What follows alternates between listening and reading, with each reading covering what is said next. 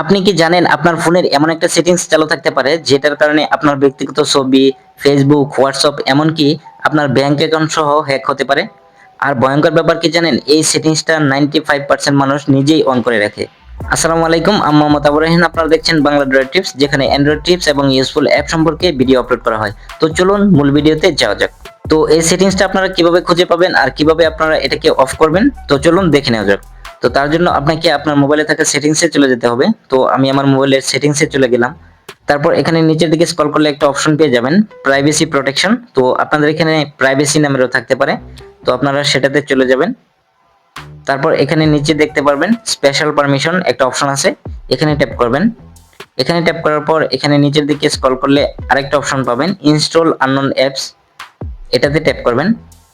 তো তারপর এখানে আপনার মোবাইলে থাকা অ্যাপসগুলো শো করবে। তো আপনি প্রথমে ক্রোম ব্রাউজারে চলে যাবেন। এখানে যদি আপনি ক্রোম ব্রাউজারে দেখেন যে অ্যালাউ ফ্রম দিস সোর্স, এই অপশনটা অন করা, তাহলে জাস্ট আপনি এটাকে অফ করে দিবেন। তারপর এখানে ব্যাকে চলে আসবেন। তারপর এখানে দেখবেন ফাইল ম্যানেজার, এখানে চলে যাবেন। ফাইল ম্যানেজার এটাও যদি আপনি দেখেন অ্যালাউ ফ্রম দিস সোর্স এটা অন করা আছে, তাহলে জাস্ট এখানে অফ করে দিবেন। তারপর আবার ব্যাকে চলে আসবেন।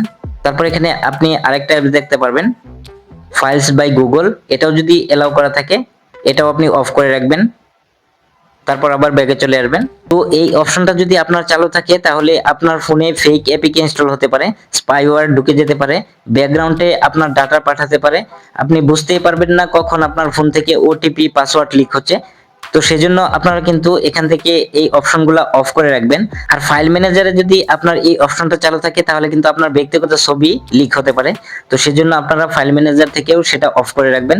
তো সবচেয়ে বেটার হলো আপনারা প্লে স্টোর থেকে যে অ্যাপসগুলো ডাউনলোড করবেন সেগুলো ব্যবহার করবেন, কারণ প্লে স্টোরের অ্যাপসগুলো নিরাপদ থাকে।